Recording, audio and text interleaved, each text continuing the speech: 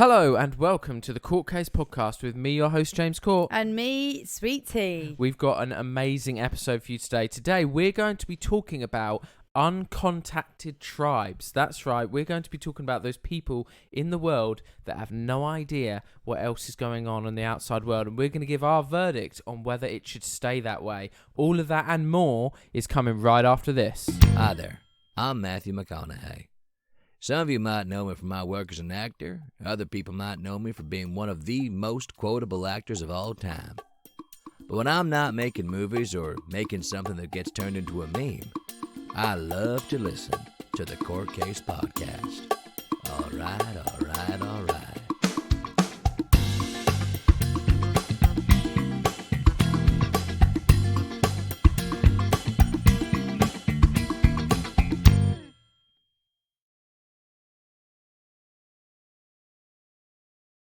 That is correct. Yep. Do they? Yeah, they do say Oh. that. Yeah. You said it with such confidence and just doubted yourself instantly. That's literally my life.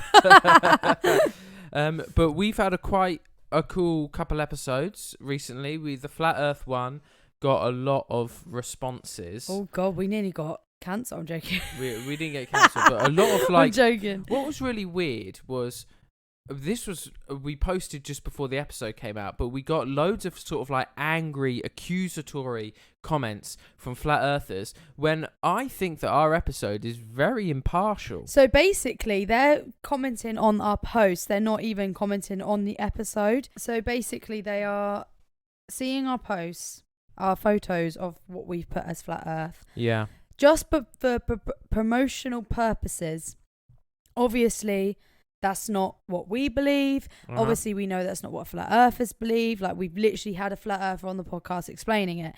So we're just using the photos that are on the internet because that's obviously the best way to promote it, because that's the best way to get chat. And Yes. that is what's happened because the comments, people haven't liked us using that. But we've gotten people that have literally never commented on seeing our stuff before, commenting on this stuff because of what we posted. So a bit of controversy. But yeah, so that's the thing. What's annoying is that there's so many other podcasts that would never dream of having like someone with an opposing opinion on their show. Mm-hmm. Whereas we do, and we get people getting angry at us. We're literally giving them the platform to discuss their belief, their society, whatever it's called, whatever they want to call it, because I got told off for calling it a belief. Mm-hmm. No, you got told off for calling it a conspiracy. Oh, sorry. I got told. See, I'm getting confused now. I got told off for calling it conspiracy. So we give them a platform to talk about their belief, but it's still not good enough. But if we didn't give them a platform, we're posting about it. Oh my gosh. Oh my gosh. So if you and this was before the episode even come out. Yeah. So it got a lot of comments. We do our Thursday thoughts, which we're a bit slack on because it takes a lot of thinking for me to think of. It's the only post at the moment that you do a week, and you struggle to do it. Is it Thursday today? No, it's Thursday tomorrow. Right. I'll post one tomorrow. Good. Which is the 1st of September for everyone. We're recording on the 31st of August. Little fun fact for you. Yep. But anyway, posted this Thursday thought before the episode came out, and it was a picture of flat Earth and it was a picture of round Earth, saying which side are you on? Like, what do you think? Mm-hmm. Flat Earth, round Earth. Fucking hell. So, where was it? Someone's screaming, "You can't present a debate while mispresenting entirely one side of the debate. That would make you an indigenous wank. Is that what? Indiguous? Disingenuous? Oh, disingenuous. Oh, I can't read. I'm not saying you are, because you likely think that the disc in space is what flat Earth is. Well, it isn't. Flat Earthers know that outer space is a fantasy, doesn't exist. No one has ever left Earth in that sense. Therefore, a disc with water falling off, equally foolish to present. What side am I on? The one that is provable. The Earth is stationary and water is level, and everywhere we experience it." He wrote experience, but changed the E with a 3. Right. Don't know why he did that. So he's a flat earther, but he didn't like our picture of flat Earth that we had posted. Yeah. He said that it's not right. And Flat Earth Dave has contacted me again. He emailed me like a day or so ago, with a correct image of what flat earthers believe flat earth looks like, which I will be posting today on our Instagram. So a little update for you guys so we can get it right. Sorry. The thing is, we know what they think because we've had them on the show. And I understand to an extent that obviously maybe, we should be posting the one that he explained. But what's the fun in that? What's the fun in that? Because everyone else who isn't a believer of flat earth thinks of that one that I posted. Yes. So surely that was better for that content, for those people to see that. Because if I posted the one that Flat Earth's Dave has sent to us, which isn't for some reason annoying for them, when you type in Flat Earth, that isn't the one that comes up. The one that I posted comes up. Yeah. I don't get that, because obviously if that's literally is completely wrong, and that's probably why he's attacking us, because we've used those ones. But But also, I want to say that we posted that image 2 weeks after our podcast recording, and Dave had not sent us that correct image. So it's not our fault. Yeah. So Well, no, I'm not saying any of this is our fault. I don't think we did anything wrong with we are what we... completely innocent parties, Well, and we no, never we do anything wrong. Shut up. But I'm not even... No one here is saying that we've done anything wrong. All I'm saying... No. Yeah, I know. I'm just having a joke. No, I know you're just having a joke, but I'm just saying that the images are on Google. We use them. I understand that people are pissed off, but they're pissed off that the images are on Google, not because we've used them. Yeah, we could have used the one that Flat Earth Davis sent us, but that was, like you said, you only received it the other day. I got an email from a man called Tim. He contacted our website directly. Timothy Chalamet? No, just Tim. Fuck. I know. Got it. And he listened to our Flat Earth podcast. So this man had actually listened to it. And he said, "Hi guys, I caught your podcast with the app decided to crash. That was as it. Soon as I caught your started." podcast. Imagine. Okay, here we are. We're back in it. He said, "Hi guys, I caught your podcast with Flat Earth Dave. You need to look at the science behind his claims. Oh. There is a lot more info on why the Earth is not a spinning ball. Please contact me for some info, Tim." And then he provided his email for me to respond. I replied to Tim, and he has since replied to me, but I've not read it yet. Right. I said, "Hi Tim, thank you so much for getting in contact, and we are glad that you listened to our episode with Dave. We really enjoyed having him on. We found him extremely likable and passionate about the subject. We are not serious Flat Earth enthusiasts, although we enjoyed discussing it with Dave for our 2 episodes with him. I am open to hearing more Flat Earth stuff from others, absolutely. Personally, I prefer to discuss Flat Earth in an informative capacity, not one of persuasion, but I'd still like to learn more." Yeah. So that's very polite way to put it. 100%. I think that's a very good way of saying it. If I'm honest, we've done it now. We've done that subject. We don't need to have somebody else on the podcast, because our podcast will then be turning into, like you said, a persuasive... I don't think he wants to come on. No, I know, but I'm just saying that chapter for me is done. Like, fair enough. I agree, yeah. He wants to offer us more information, but I don't care for it. No, we've done 2 bloody episodes on exactly. I don't care for it now. We've done it, we've posted it, we've promoted it, and now we're going to move on to other topics. But we'll end with his response. Go on then. He said, "Thanks for getting back to me. I'm not trying to persuade anyone." He misspelled persuade. He put persuance. "I'm not trying to persuance anyone. I'm just providing facts to people with open minds.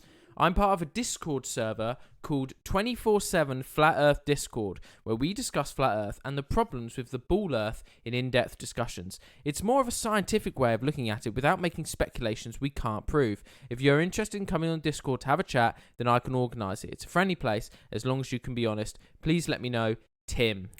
Thanks, Tim, but no thanks, Tim. We do really appreciate you listening. We appreciate, having open discussions. But like T said, we're a podcast that gives verdicts on different topics, and we move on from topic to topic. So it's probably the last we'll spend on the podcast talking about Flat Earth. Maybe on our social media I'll talk about it a bit more, because we're going to post a couple more posts about it. But that's about it. In the politest way possible, I appreciate that people have got a passion, and they want to pursue their life to, study Flat Earth. That's amazing. I wish I had that kind of drive for certain subjects, but I'm not like that. Like, at the end of the day, I don't actually care what shape the Earth is. I just want to get on with life now I'm on Earth. You know what I mean? I understand, sweet tea. So you do you. Yeah, you do you, boo. You do you, boo. Cool. And now with that flat Earth kind of debrief up to date, we're going to get onto our main topic, and we've also got some very juicy Courting with James towards the end of the show today. But we're going to get onto our main topic, which is uncontacted tribes, and that is coming up right after this.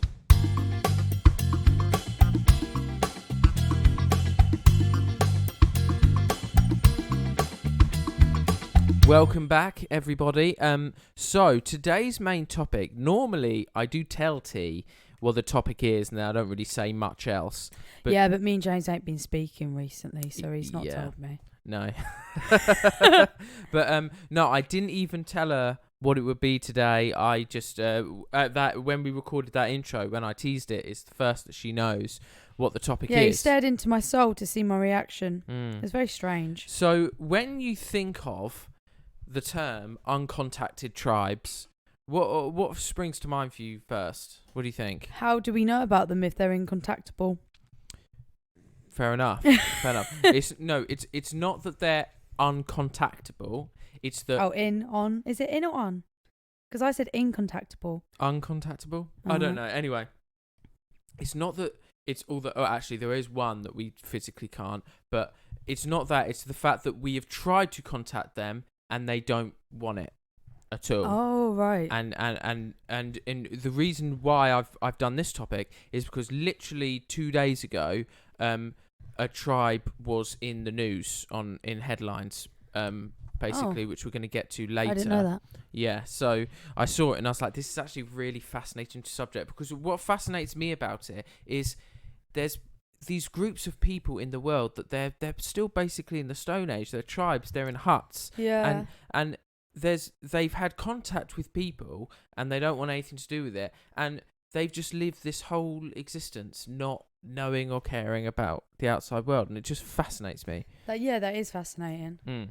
So I've got some quick facts first. So groups who decide to remain uncontacted are referred to as indigenous peoples in involuntary isolation. Weren't we called indigenous? Indigenous on If that you're comment? No, disingenuous. Oh, see, why do I keep on thinking it's indigenous? What's indigenous? Indigenous means from the country they are. So if for example, Native Americans, the ones that are originally from America, they would be indigenous to America. Every day's a school day. Yeah, exactly. Our knowledge of uncontacted tribes, so this is to answer your question, is mostly gathered from neighbouring tribes that do want contact and have told us, and from aerial footage. Oh, so like if they've seen So tribes. when we've just gone over in a helicopter. Oh, right. That's the only time that we've got any knowledge from them at all. Most tribes throughout the world have some contact with outside people at some point. So uncontacted people refers to a lack of sustained contact. So they've met people, but only a couple times, and then chose to never again. Wow. Yeah. Okay. Many international organisations nowadays stress the importance of not contacting these tribes to stop the abuse and the spread of modern diseases to them. Yeah, because of they're course. so isolated, they could get a common cold. Oh and my just god, yeah, die. they would be like they haven't got an immune system. Yeah, exactly. In 2009 and 2013, the United Nations introduced guidelines that included a right to choose self-isolation. The verdict that I want us to come to at the end of this topic is whether we think, in the current day and age, we should try and contact them or whether we should leave them be. So to keep your verdict Close for that to my chest. to the end. Yeah. Okay. There are estimated to be around 100 uncontacted tribes still in the world. So 100 uncontacted tribes, and in that tribe there could be 100 more. Yeah, Like, the that tribes could be filled with like 100 people. That's crazy. Yeah. That's a lot of people. Mm-hmm. Brazil has the largest number with around 80 tribes in the Amazon rainforest. So out of the 100, 80 of them are in Brazil. Oh my gosh. Yeah. So I've got a thing. So I've picked some modern uncontacted tribes, and put them by continent. And I'm going to talk to talk to you about some of them. I thought you were going to get one on Zoom then. Imagine. That would be impossible. Well, no, So- because then that makes them contactable. There was one in particular, the one that was in the news in South America, was what I wanted to talk to you about. And this tribe is literally called Man of the Hole. Now, they're called Man of the Hole because the tribe is one man. Just one man on his own. Really? Yeah. And Man of the Hole, he was and the reason he was in the news is because he died 3 days ago. Oh. And he was a Tanaru Indian who lived in the Amazon rainforest in Brazil. He was the sole inhabitant of the Tanaru indigenous territory.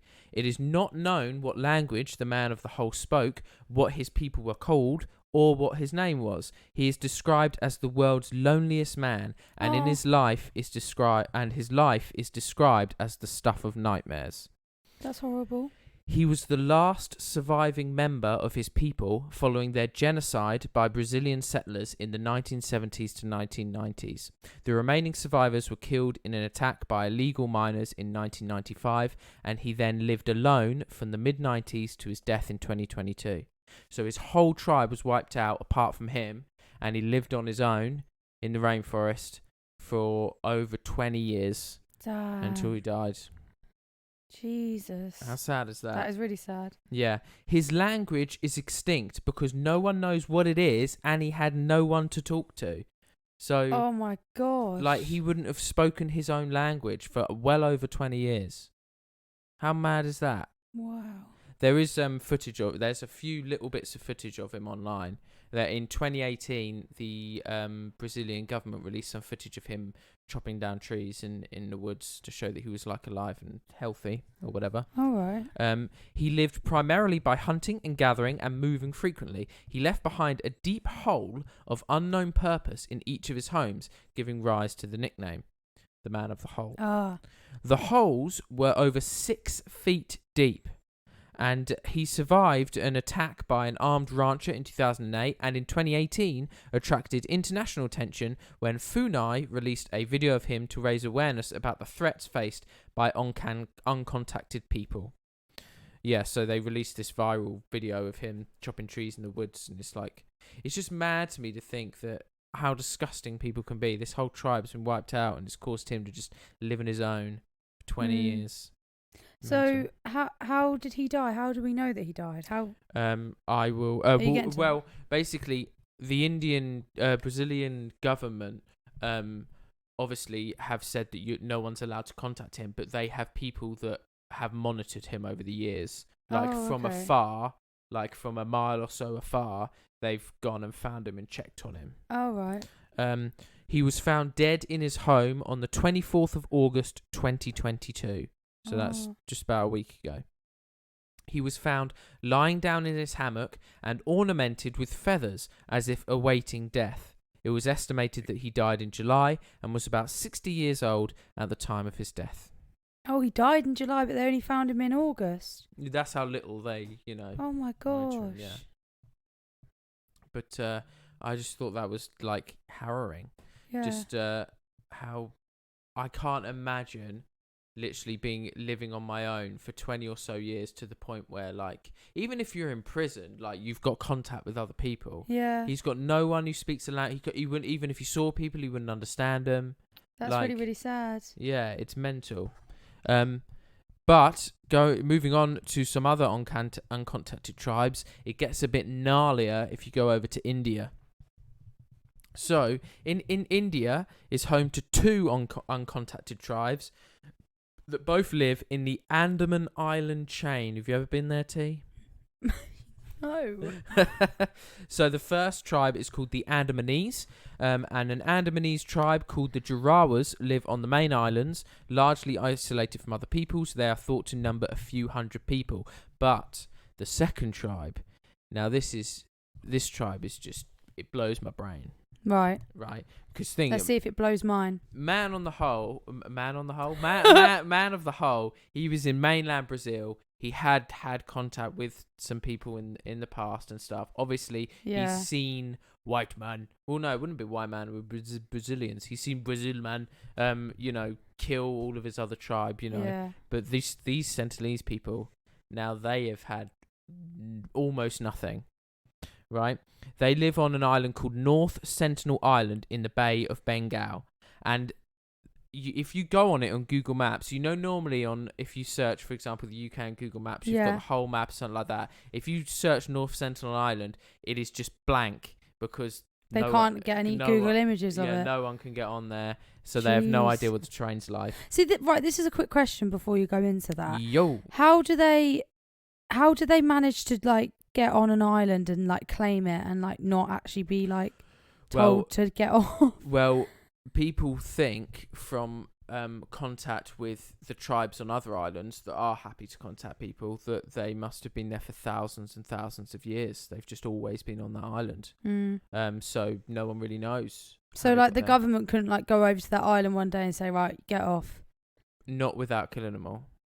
Well, because I'll go into why in a bit. Okay. Attempts to contact this tribe usually have been rejected, oftentimes with lethal force. Jesus. Yeah, so the tribes people just will go apeshit. Their language is vastly different from other languages in the Andaman Islands, which suggests that they have been isolated, so on their own, for thousands of years. They have been described by experts as the most isolated people in the world and are likely to remain so. On the 23rd to the 24th of February 2001, a joint expedition identified at least a few dozen individuals, but it was not exhaustive, so there was probably a lot more than that. After the 2004 Indian Ocean tsunami, helicopter surveys confirmed that the Sentinelese had survived. Since then, there have been few, limited interactions with them. Individuals have attempted to contact them, but this is now against the law. Oh, wow. Yeah, the Indian government have said if you even try, you will go to prison. Why is that?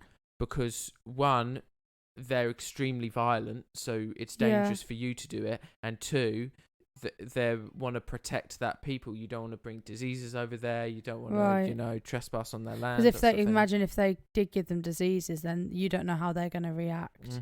Yeah. So, yeah. In January 2006... 2 Indian fishermen were fishing illegally in prohibited waters and were killed by the Sentinelese when their boat drifted too close to the island. There were no prosecutions. Now, there is another... That was the first recorded interaction with the Sentinelese tribe. There has been one more since, very recent, 2018. And possibly, I think, the most idiotic man in maybe the history of mankind. Really? And I've got his whole story here, and I'm going to tell it to you because it's a very fascinating. One, it's fascinating what happened to him. Is this the photographer that tried to go over to a tribe island and he got brutally murdered? Yes. You heard about that? Yeah. Yeah. He wasn't a photographer, but yes. Oh. Yeah, close.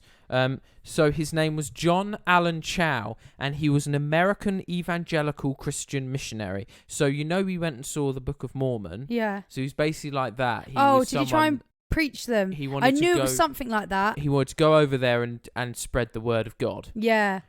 So prior to 2018, Chow participated in missionary trips to Mexico, South Africa, and Iraqi Kurdistan. He first travelled to the Andaman Islands in 2015 and 2016 as part of his missionary trips, but did not visit North Sentinel Island at that time. In 2017, Chow participated in boot camp missionary training by the Kansas City evangelical organization called All Nations. The training included navigating a mock native village populated by missionary staff members who pretended to be hostile natives wielding fake spears. During that year, Chow reportedly expressed his interest in converting the Sentinelese.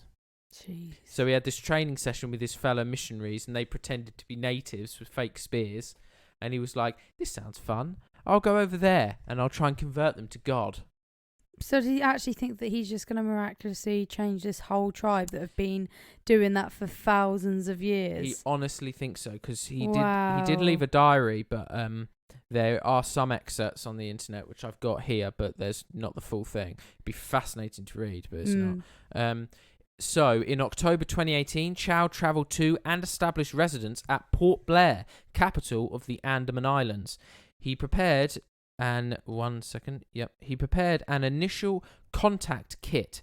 This included picture cards for communication, gifts for the Sentinelese people, medical equipment, and other necessities. It's got a nice little care package ready for them. I don't think they give a fuck. No, but it's a nice thought. During this time, visiting North Sentinel Island without government permission was illegal. Brilliant. So he's already breaking the rule. In November, Chow embarked on an expedition to North Sentinel Island, which he considered to be Satan's last stronghold on Earth, with the aim of contacting and living among the Sentinelese. In preparation for the trip, he was vaccinated and quarantined himself, and also undertook medical training. Okay, that's good at least. At least he's trying to prepare. John then paid 2 fishermen 25,000 rupees, which is $335, to take him close to the island. The fishermen were later arrested for this. Oh, savage. Yeah. Chow expressed a clear desire to convert the tribe and was aware of the legal and mortal risks he was taking by his efforts. He wrote in his diary, "Lord, is this Satan Island Satan's last stronghold, where none have heard or even had the chance to hear your name? The eternal lives of this tribe is at hand, and I think it's worthwhile to declare Jesus to these people. Please do not be angry at them or at God if I get killed. Don't retrieve my body." So he already went in knowing that he might die. He's doing this by life or death. Jesus. Like, this is a committed man. That's crazy. An idiotic man, but very committed. On November 15th, Chow attempted his first visit in a fishing boat, which took him about 500 to 700 meters from shore. The fisherman warned Chow not to go further, but he canoed toward shore with a waterproof Bible. A waterproof Bible. Yeah. As he approached, he attempted to communicate with the islanders and to offer gifts. He retreated after facing hostile responses. But Chow was not one to give up. How do they know that he received these hostile... He was writing daily diary entries. But how did we get these diary entries if he's dead on the island that they can't go on? He did trips over 3 days, so he was leaving his diary entries where he was staying. Right, okay. Yeah. So hence why on the last day, well, I'll get to the last day anyway. Okay. So he hostile responses on his first day, but Chow is not one to give up. He goes back. On another visit, Chow recorded that the islanders reacted to him with a mixture of amusement, bewilderment, and hostility. He attempted to sing worship songs to them. Oh my gosh. And this is another thing that shows how much of an idiot he is. And he spoke to them in Xhosa, Xhosa, which is a language spoken in South Africa. Now, bear in mind, he's on an island off the coast of India. He's like, I'll try speaking to them in a bit of South African. I'm sure they'll understand me now. After which they often fell silent. No shit. Yeah. No shit. Other attempts to communicate ended with them bursting into laughter. Chow stated that they communicated with lots of high-pitched sounds and gestures. Eventually, according to Chow's last letter, when he tried to hand over fish and gifts, a boy shot a metal-headed arrow that pierced the Bible he was holding in front of his chest, after which he retreated again. On his final visit, on November 17th, Chow instructed the fishermen to leave without him. The fishermen later saw the islanders dragging Chow's body, and the next day they saw his body on the shore. That's how they knew that he was dead. Right, got it. Yeah. Upon learning about Chow's death, the fisherman returned to Port Blair and gave Chow's diary to his friend, a preacher. He informed Chow's family.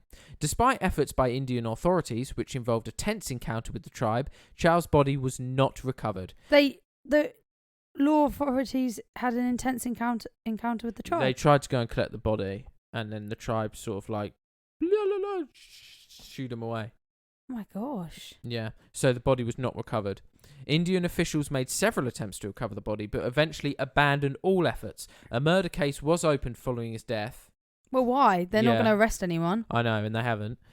Chow was criticised for visiting the island. All Nations, the group that he worked with, the evangelical organisation that trained Chow, were criticised on social media for describing Chow as a martyr. So yeah, that is the story. Do we know like how he was murdered? John Chow? No, I'm going to assume brutally, either smacked around the head with something or shot with a bunch of arrows. Jesus. Something like that. those blow arrows that they do, like from their mouth. Yeah. Oh, like they look dangerous. Yeah, maybe. But and that's one of the reasons why they're probably going to remain isolated for forever.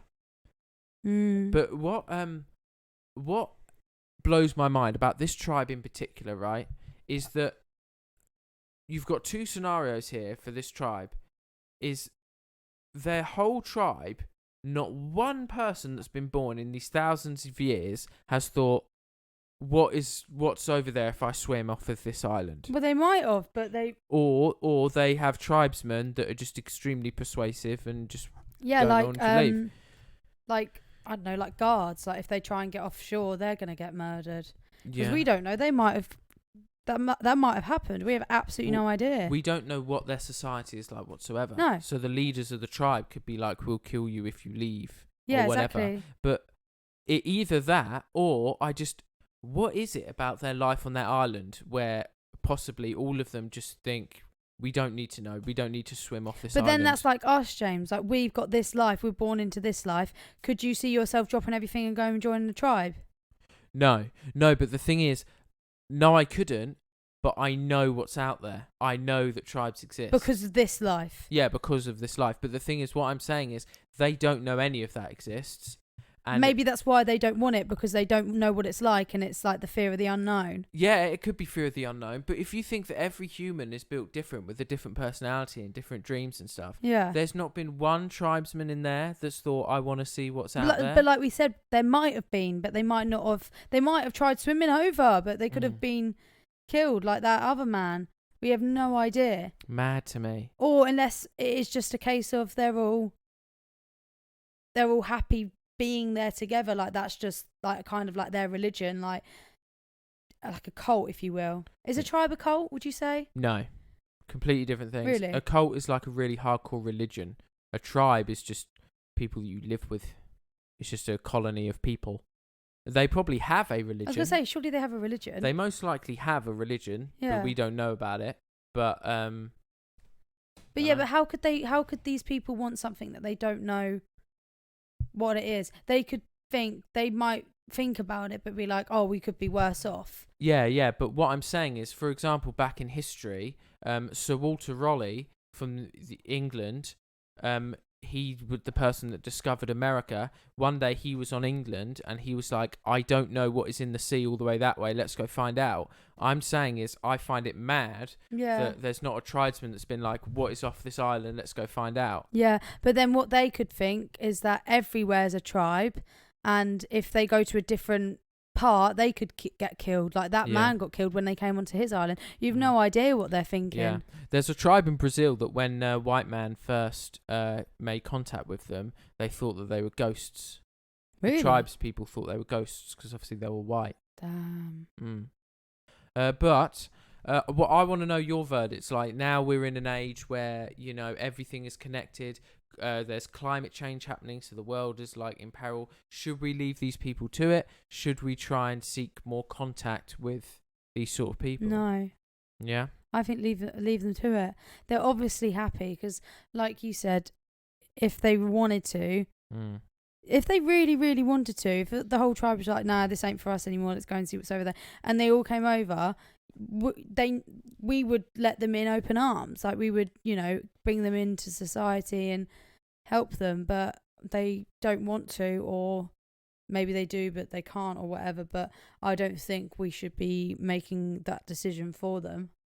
Making them come over to our country, because they've never worked a day in their lives.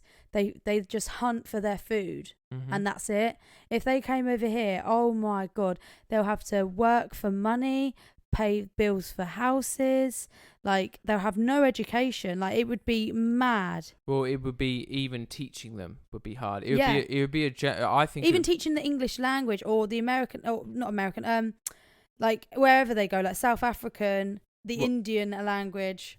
If, argument's sake, a group of them came over, it would take generations to teach them properly. You would have, there would be some that you would obviously try and teach the English language, and then you wouldn't be able to teach them to work. You'd have to acclimatise them to that over a long, long period of time. Yeah. But the thing that would we would do, which would suck, is if, for example, a part of their tribe came over to here and said, we want to make contact now, and then, we did, we would end up just going over to their island and just mining all their resources. Yeah. Because, that's what we do. This would make a brilliant movie. I want to copyright that. The story of John Allen Chow would be an interesting film. Yeah. But I'm thinking this movie, right, it's about a little tribe boy who wants to see what the world's like, and he swims over to... Isn't that Tarzan? He lived with the apes and then he met people. Yeah, true. But this is different. I'm thinking like he comes over to America, and like you said, like over generations, you train him up to... Yeah. Someone else could make the movie better than I'm describing, but I think it would be on the no. Yeah, but anyway, what do you guys think of like the uncontacted tribe phenomenon? It's really sad to hear about the man of the hole. That is absolutely tragic. His whole tribe, his whole existence is now gone. He's in forever. a better place now, though. He's not as lonely. Absolutely. He's with his people in whatever religion, by whatever god he believed in. Yeah. Which is nice. I've got some killer juicy Courting with Jameses Brilliant. today. We're just dissecting on, are we? Oh, 100% straight on. Well, we want to hear your guys' verdict on that, so please contact us on social media and tell us what you think about the whole thing. If you've got any interesting facts or stories about uncontacted tribes that you've heard on National Geographic, on the news or whatever. But or maybe you've contacted one. Yeah, if you're someone that has visited tribes, that would be very interesting as well. Tribes for you. Tribes for you. Yeah. But anyway, cue the Courting with James jingle.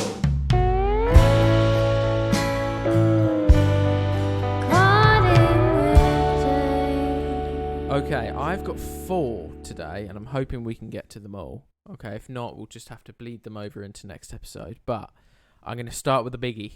All right? Mm-hmm. I just found out that I've been dating my biological brother for 6 years. Ew. No, actually, no. I don't even want to know. I'm gonna tell you. Oh, right. Grim. I am 30 and my brother is 32. I'm just going to call him my boyfriend for the majority of the time. Stop. While I type this, I feel weird about this. I was adopted as a baby, but I didn't know that I was adopted until I was in high school. I didn't feel betrayed or care much. I love my parents and my parents love me. Who cares if they aren't my real parents? My boyfriend was also adopted, and when we met, it was one of the things we sort of bonded over.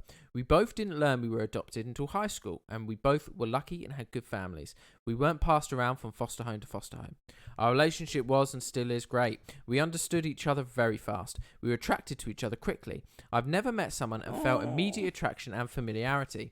Now I know that the comfort and familiarity is because he's my brother. Not my half-brother, he's my full brother. We've done everything a couple that has been together for 6 years could do. We've said we love each other, we've had sex, we've celebrated anniversaries, we've met each other's families. I'm just glad we both agreed early on that we don't want to have kids, so that has never happened. I don't want to deal with the health risks and have to raise a child and them know that their parents are siblings. I discovered it when we did the DNA test thing to see our ancestry and what exactly we are. I ordered 2 for us. We spit in the tube and sent it out. It took like a month for the results to come back, and I was excited to see what we were but before I could even get to that, I saw that we were siblings. I was shocked, to say the least. I only just found out this information, and I haven't told my boyfriend. She hasn't even told him. Oh.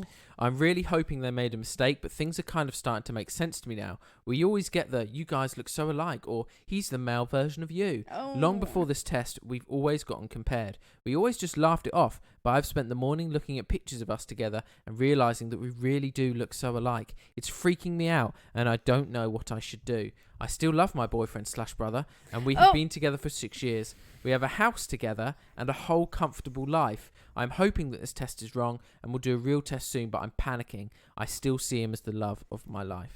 So the test isn't wrong. Mm-hmm. Let's be real. She's just kind of got to accept that. She's done a DNA test already, so I don't know what she means she's going to do another one. Surely that's more concerning if the answer changes next time. Like, I'll take that for what it is. Mm-hmm. That makes me feel really uncomfortable, but I also do understand, like, that they didn't know, Mm-hmm. because they were both adopted and they both were obviously separated at birth or whatever. But that is, what is the odds that them two met and fell in love? I know, it's mad, isn't it? Oh my gosh. Someone has replied to this, and it's gonna sound a bit wild, but I think I agree with his reply. I know what the reply is, because I didn't want to say it, but I also kind of think it as well. Okay, well, shall I say what his reply is? Yeah, because I don't want to say mine if it's not his reply. He said, well, to be honest, those DNA tests are pretty accurate. Be prepared to get the same result if you took another test. Literally what I said. However, I know people will be disgusted by this, but in my opinion, as long as you don't get children, I'm not sure I see the problem. I mean, you didn't grow up together and have already been together for that long, 6 years. If DNA testing wasn't as available as it is today, you would never have known. This might just be my weird opinion on this, but obviously you will have a stronger bond to each other than you'll ever have to anyone else. It's sweet in a twisted way, maybe. I think, personally, I'm just going to say my opinion now, any other form of incestual situation, I do not agree with. I think this is a very unique unicorn situation where I think one of them, i.e. the man, because it's easier, should get a vasectomy and then they should just stay together.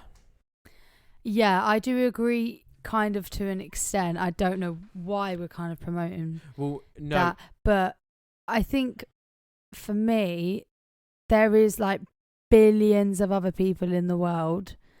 They could just, because let's be real, right? You find out it's your brother, and like, yeah, you want to stay together. Could you actually see yourself still staying with him now you know that he's your brother? Could you still see yourself sleeping with him now you know that he's your brother? Well, it will ruin the relationship anyway, so why don't they just call it quits now, be friends? And I understand that bit, right? But one, like the guy said, they didn't grow up together. They met like any other normal couple would.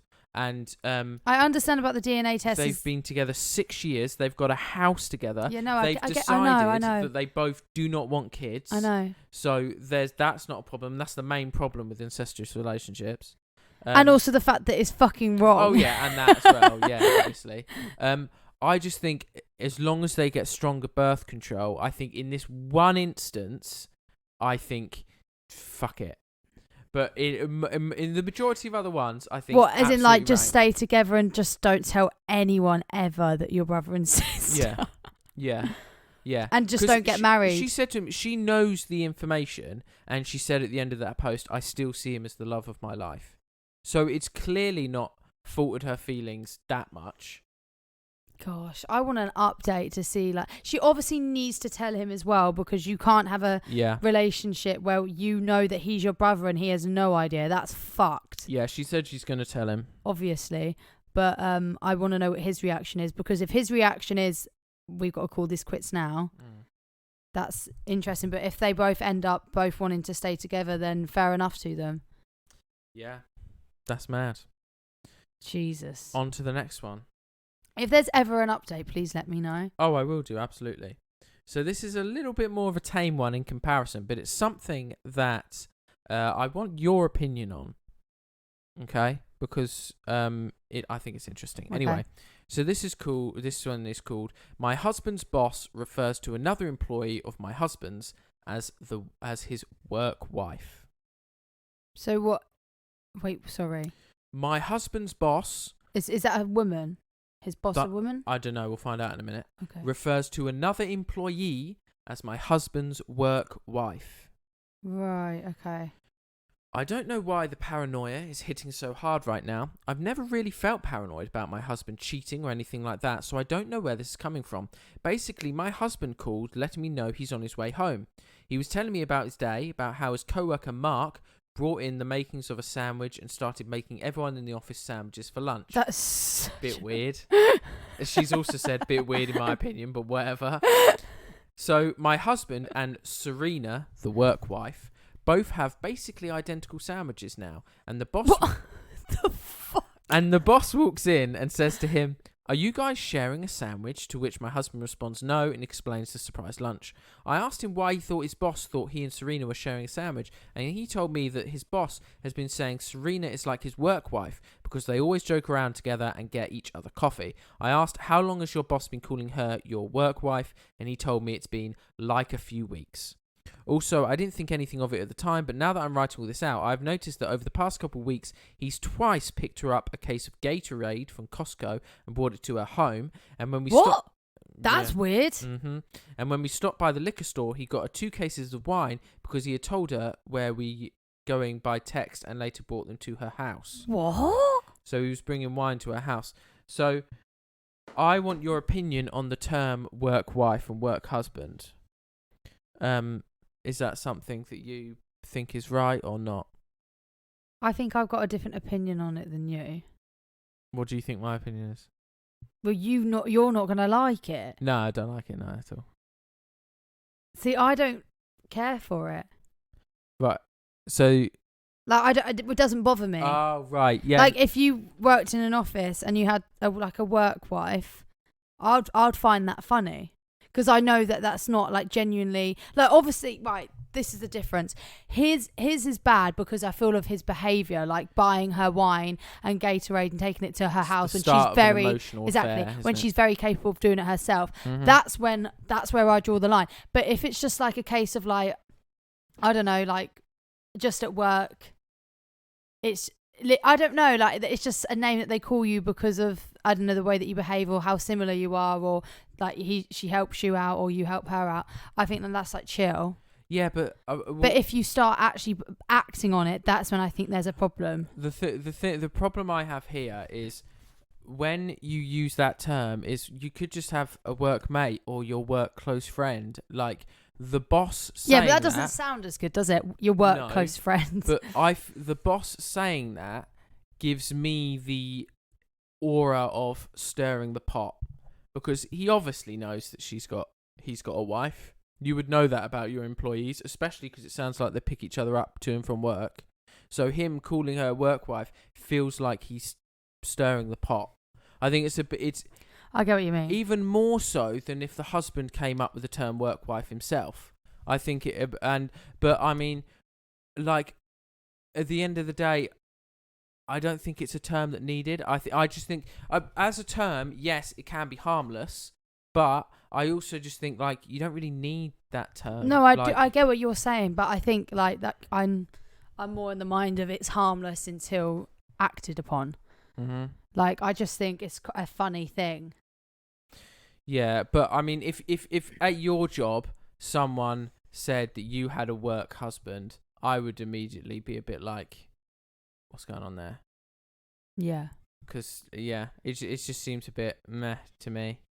Like, just have a work mate. Like, I just don't see why you need... No, I get what you're saying. In every other aspect of life, when you were at school, you had your friend and you had a best friend. When you're socially, you have a friend, you have a best friend. When you go out with your girlfriend, I know what you mean. The one you're closest to, you don't go, that's my night out girlfriend. No, you just say that's my best mate. James, I know what you mean. You're going off on one. I get what you're saying. Like, it is a weird term, but that's why I'm like, it's just a weird term. Like, it's not that deep.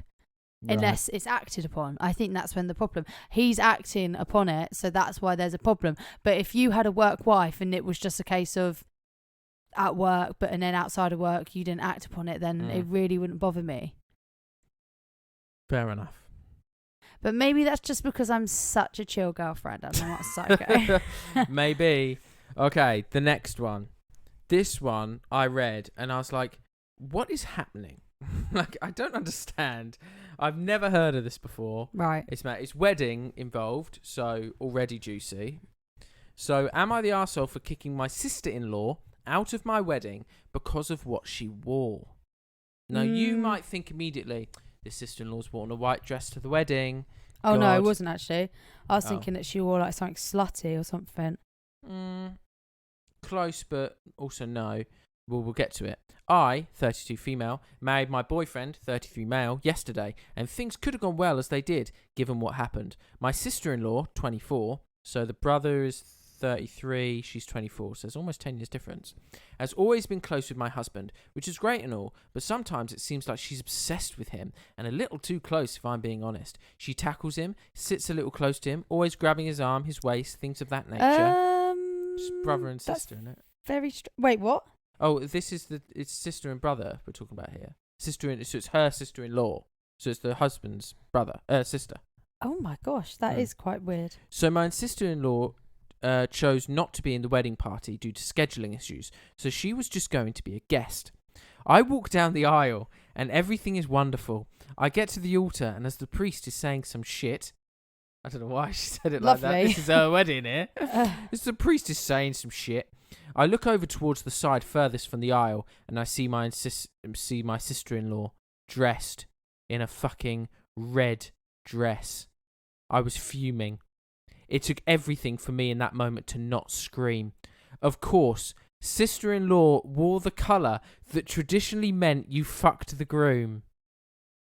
I didn't know that. And apparently no one at all in the comments knew that ever either.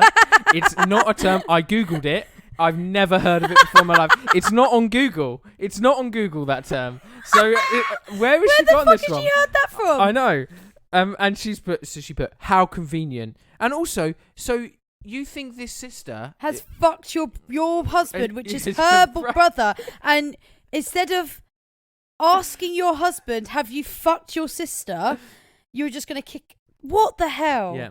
How convenient. While I was angry, I had to finish my vows. I was planning to deal with sister-in-law after the ceremony, but everybody, including her, had rushed out to go to the reception. Husband and I arrived at the reception, and while husband was taking his seat at our table, I told him that I needed to talk to sister-in-law really quick. Found her at her table and told her that we needed to step outside and talk. We got outside, and this is where I went off on her. I asked her what the hell she was thinking wearing a red dress to my wedding, how dumb she thinks I am to assume that I wouldn't notice, and how dumb she is for thinking that I would be okay with her wearing a I wanna fuck my brother dress. She called me insane for suggesting that I would even insinuate that, and told me that no one else seems to have a problem with her dress. I told her that it's not everyone else's wedding. Oh, I've lost the comment here. I told her that it's not everyone else's wedding. I then told her to leave. Here, she starts begging to stay, but of course I wasn't having it, so she finally gives up and leaves. That is very harsh. Mm-hmm. You are an asshole There's for more. that. I think you're being extremely, strangely paranoid that your husband is going around fucking his sister. What I think she's over-exaggerated those things she said at the start, and I think she's just jealous of their brother-sister relationship. Yeah, I think they're probably close. A Mhm. nice, close brother and sister. Maybe she hasn't got that. Yeah. Given the drinks, the music and party, husband didn't really notice that his sister was gone. However, later in the night... She didn't even tell her fucking husband. Yeah. Oh, However, great later in start the to the night... marriage. He finally noticed and asked around for his sister. Word got out that she talked to me and he confronted me about it. I told husband that I had to kick her out because of her dress. He was not happy. He called me an idiot for doing that and asked me why I couldn't have at least talked to him first. I just assumed that he felt the same way. Yeah, why would you assume that? Oh, assume makes an ass out of you and me. It does also, and then why would you assume someone else felt the same way about something that only you on the planet think is a thing? Yeah, literally. Afterwards, we get back to hotel and fall asleep. This morning, I could tell that he's still pretty pissed at me. Word had gotten out about sister-in-law being kicked out, so I've gotten a few texts from cousins calling me an arsehole. Honestly, don't think I'm an arsehole for telling my sister-in-law who's wearing something inappropriate to my wedding to get out. Top comment says, my little niece wore red to my cousin's wedding last weekend. Uh-oh. The thing is, right, if she doesn't think that she's an arsehole to all these cousins that are messaging her, why would you then make a post on Reddit? Mm-hmm. You're obviously having doubt in your decision. Yep. She's been branded an arsehole. Yeah, because she is. I wore red to a wedding reception before. You wore red to the one the other week, didn't you? Wore red. I also wore red. Oh God, we both fucked them. We both fucked the groom. See, why would that be a thing? Why would someone deliberately out themselves in a wedding ceremony that they fucked the groom? Like, that just clearly isn't something that is a thing. Someone has said, okay, you shouldn't wear white at a wedding. We're all in agreement. Black apparently means you wish bad luck on the marriage, which I guess I can understand the logic of. But now you can't wear red to a wedding? Does blue mean you expect the marriage to end in tears? Or green mean you think the bride is marrying for money? What could all this mean? Some put, yes, the grand old tradition of wearing a dress to signal to one and all what you've done with your genitals. Also, I guarantee that the dress was dark pink or wine coloured because OOP is that batshit. Jesus. Bloody bridezillas. Jesus. That's a great start to the marriage. Imagine, like, if like I did that to your family, I don't think you would want to stay married to me, because that's quite a dramatic thing to do to a family member when you've just gotten married. Yep. Someone has written a poem here. If to a wedding one wears pink, it means they have a furry kink. If to a wedding one wears blue, it is the bride they wish to screw. If to a wedding one wears green, they hope to use you as a latrine. If to a wedding one wears red, they fuck the groom or wish him dead. If to a wedding one wears yellow, they want groomsmen to fight in jello. Wow. Yeah. That's something else. So that's all the wedding colour codes for you. If you've got a wedding coming up soon, don't wear red. And you're thinking of an outfit, or do wear red just to, play with people a bit. Yeah, wear red actually, and just see if you get kicked out as well. Mm-hmm. That'd be great. I wore red to the reception that we went to a couple of weeks ago, and I was not kicked out, and no one thought that I'd had sex with the groom. So that was good. You don't know if they thought that. No, I wasn't confronted on it though. True. So that's okay. And also the groom introduced himself to me, which suggests that we had never met before. That could be just like a play in front of everyone else though. That's a good point. I've been lying this entire time. Yeah, like he could have gone, James, everyone's watching. My name's Tom, nice to meet you. But realistically, you know Tom very well. Yeah, I suppose so. But anyway, that is our Courting with James. We'll do the fourth one that I've got on another episode. We hope you guys have enjoyed the topics today. And if you didn't, come back again next week and see if you enjoy that one. Yeah, absolutely. Just keep trying. Just keep, if you haven't liked it, listen to it again and see if you like it the second time. Just keep listening to it, please. Yeah, please do. We will see you guys next week. You will hear us. Yeah, you'll hear us in your ears next week. We love you guys. See you soon. Lots of love. Enjoy your weddings.